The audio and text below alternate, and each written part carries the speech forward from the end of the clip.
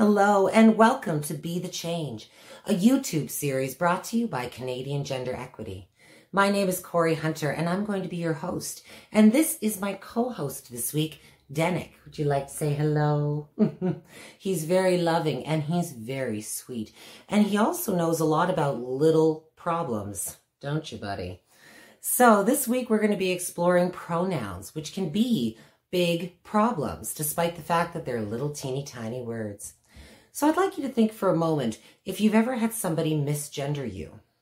I know myself growing up, this happened quite a bit. I was a more effeminate young man as a cisgendered male before I began my transition, and it was a very unpleasant and confusing experience.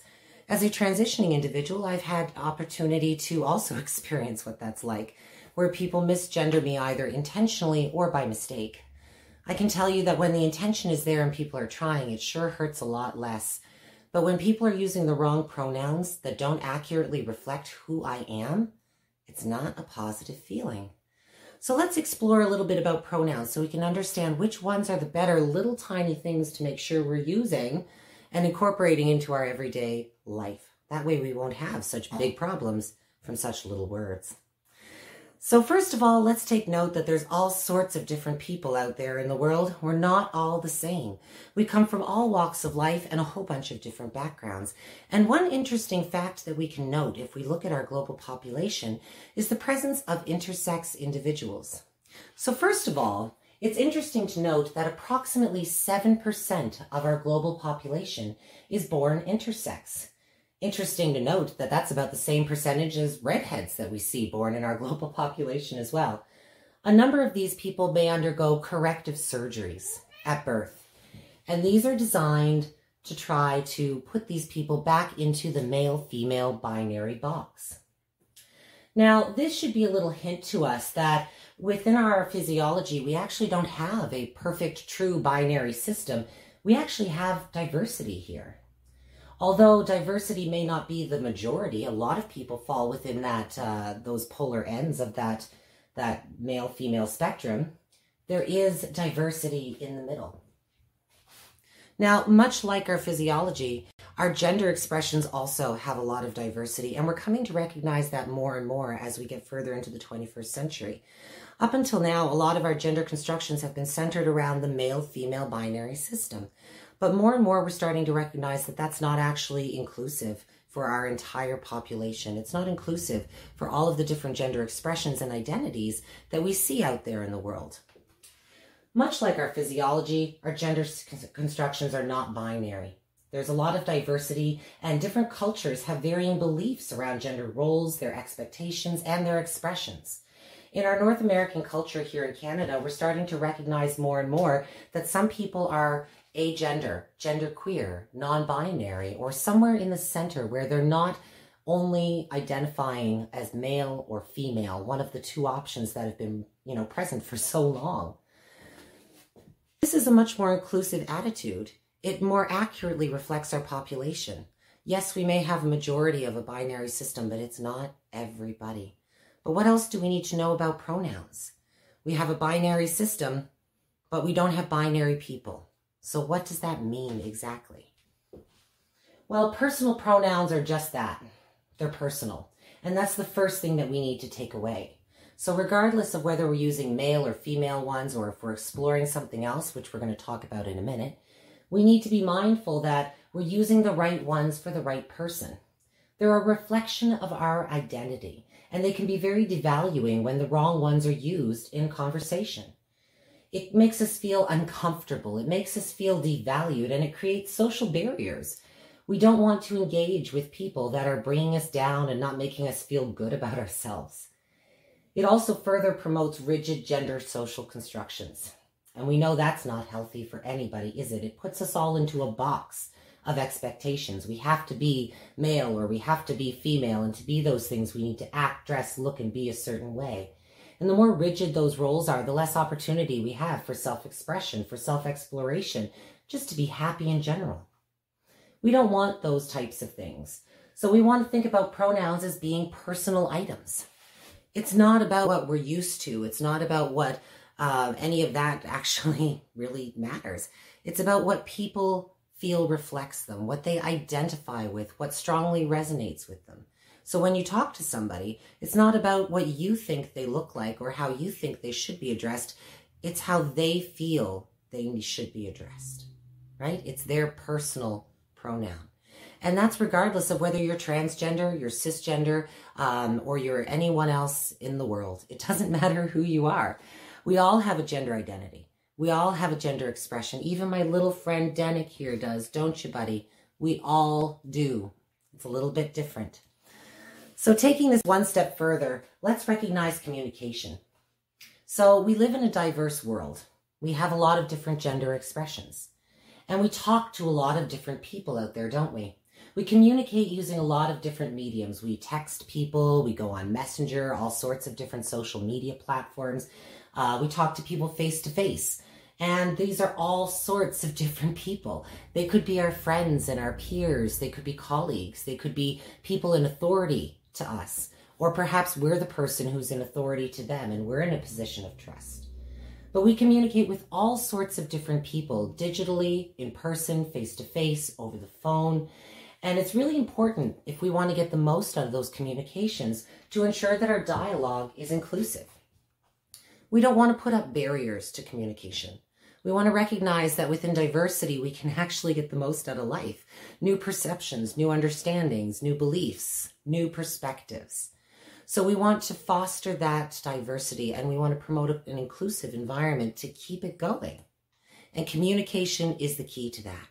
And these little words, these pronouns, they're going to show up in all of that communication, whether it's written, whether it's spoken, whether it's on a social media app, or if it's in a formal email for work. We use pronouns in our communication, and we want to make sure we all feel welcome, don't we? So some of the commonly used pronouns that we interact with are the he, him, his pronoun from people identifying with the masculine gender construction, and she, her, and hers for individuals who identify with the female gender construction. They, their, and theirs are commonly used for people who are either gender neutral, non-binary. It's a neutral term of identifying themselves. Previously, we've often used this for plurals, and that's why it can be so challenging to start switching to using them. But it's more inclusive. It doesn't matter if you're male, if you're female, or if you are somewhere in between those polar ends. They and theirs can be an inclusive way of trying to capture that. So not only is it suitable for people who may have that neutral identity or that alternative identity from those polar ends, but it's also a great way to identify people if you're unsure. It's a great way to kind of say, hey, you know, I want to identify you and I don't want to put you in a box, and I'm trying to be as open and inclusive as I can be. But these pronouns are not the only ones that we have out there. In fact, there's a lot of variations and changes that are coming out, which we can look at here in a chart. And I want to tell you a little something about this chart. It's not an all-inclusive list. In fact, I challenge you to go out there and explore different cultures. And then I challenge you to do it again in 5 years and see if the answers are all the same. As we continue to understand gender, how it's socially constructed, how it's expressed, and all of these different nuances around it, we better understand some of these new pronouns and these new words that we need to incorporate into our language. So this chart that you see here of various alternatives and some of the common ones that we've already explored are just some samples that people may adopt if they feel as though it strongly reflects who they are as a person. I really want to draw a very, very clear line in the sand that pronouns are not necessarily a choice thing. As transgender people, as non-binary people, as cisgender people, we all have an identity, a sense of who we are and a sense of how we express ourselves and who, just who we are in the world. And that is not an active choice. We may choose how much we share with people. We may choose how much we want to bring that into the world and express it. But at the same time, these are things that we strongly feel about ourselves. They are not active choices. So knowing all of these things, well, what do we do about it?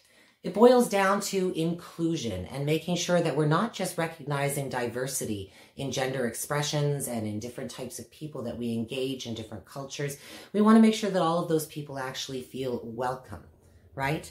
So inclusion boils down to our actions. It boils down to our language. And here's a couple of little hints on how we can make sure that's being done most effectively. First of all, we can normalize the identification of our personal pronouns. We introduce ourselves all the time. How many times have I done it for these YouTube videos? I need to start mentoring and leading by example. In my next video, I'm going to introduce myself and let you know that my name is Corey. I'm your host, and I prefer she and her pronouns. We can normalize that process, and it's even more important when cisgendered people do this as allies because it creates that sense of normalcy around the practice. Again, cisgender people, transgender people, all of us have a gender identity. All of us have personal pronouns. We use online meetings and things like Zoom a lot nowadays, and our names appear there. Why can't we put our pronouns in brackets afterwards? Again, visibility goes a long way. And that speaks hand in hand with pronoun buttons, which some people will opt to wear. We can also make respectful requests. I've often said it's not what you ask, it's how you ask it.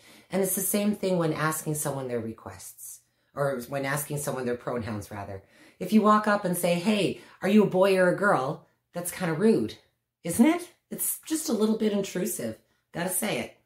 However, if you walk up to someone and say, hi, my name is Corey and I identify with she and her pronouns. How may I address you to be respectful? Now, that is a much kinder phrase. So this is a big part of it. And the other part is the allyship, the advocacy that we need to do. When we see people that are being misgendered, when we see people or hear of comments that are not valuing, that further set up these stereotypes and rigid roles, we need to stand up and talk about what's right. And what is right in this kind of scenario? General respect, that's what. If people identify with a personal pronoun, that is part of their person. And we need to be respectful of that. We want to be inclusive of that. We want to foster positive relationships in our community. And we want to model that for other people around us. We don't want to make a big fuss and get angry and put up our dukes for a fight when we hear people misgendering, but we want to educate. And we want to tell people what is appropriate and what we will tolerate and what we think is wrong. Being an ally and being an advocate is a huge part of making change in our community. So there you have it. Pronouns are little words, but they don't have to be big problems. All we need is a little bit of mindfulness and an extra little bit of respect. Personal pronouns are personal, so take the time to normalize the dialogue on it. Make your own available for other people and practice how to ask respectfully. Thank you so much to my co-host, Denek. If you haven't already, check out last week's video and also check out our live event launch, which we've recorded and made available to you. CanadianGenderEquity.org is going live tonight. And as soon as that premiere happens, we'll be making the link available. So go ahead and check it out if you weren't able to join us. Thank you so much. We'll see you next week for another episode of Be the Change.